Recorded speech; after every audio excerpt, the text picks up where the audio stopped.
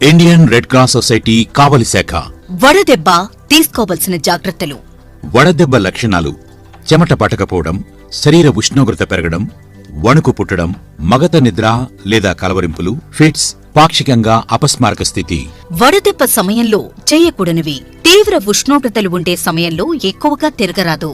రోడ్ల వెంట విక్రయించే చల్లని రంగు పానీయాలు త్రాగరాదు. రోడ్ల మీద అమ్మే కలుషిత ఆహారం తినరాదు. మాంసాహారం తగ్గించాలి.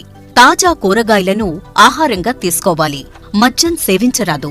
వడదెబ్బకు తీసుకోవలసిన జాగ్రత్తలు: నీరు, పళ్లరసాలు, కొబ్బరి నీళ్లు, మజ్జిగ, ద్రవ పదార్థాలు ఎక్కువగా తీసుకోవాలి. నలుపు, మందంగా ఉండే వాటికి బదులు లేత రంగుల్లో లభించే తేలికైన కాటన్ దుస్తులు ధరించాలి.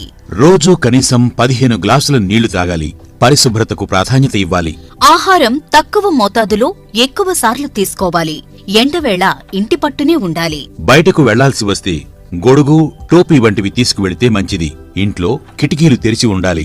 వడదెబ్బ తగిలిన వ్యక్తికి అందించవలసిన ప్రథమ చికిత్స: వడదెబ్బ తగిలిన వ్యక్తిని త్వరగా నీడ ఉండే ప్రదేశానికి చేర్చాలి. చల్లటి నీటిలో ముంచిన తడిగుడ్డతో శరీరమంతా తుడవాలి. శరీర ఉష్ణోగ్రత సాధారణ స్థాయికి వచ్చే వరకు ఇలాగే చేస్తూ ఉండాలి. ఫ్యాను గాలి లేదా చల్లని గాలి తగిలేలా ఉండాలి. ఉప్పు కలిపిన మజ్జిగ లేదా చిటికెడు ఉప్పు కలిపిన గ్లూకోజ్ ద్రావణం లేదా ORS ను తాగించాలి. పిల్లలు, గర్భిణీలు మరియు వృద్ధులు ఎండాకాలం మరింత శ్రద్ధ తీసుకోవాలి. వడదెబ్బ తగిలిన అపస్మారక పరిస్థితుల్లో ఉన్న రోగికి నీరు తాగించకూడదు. వీలైనంత త్వరగా దగ్గరలోని ఆసుపత్రికి తరలించాలి.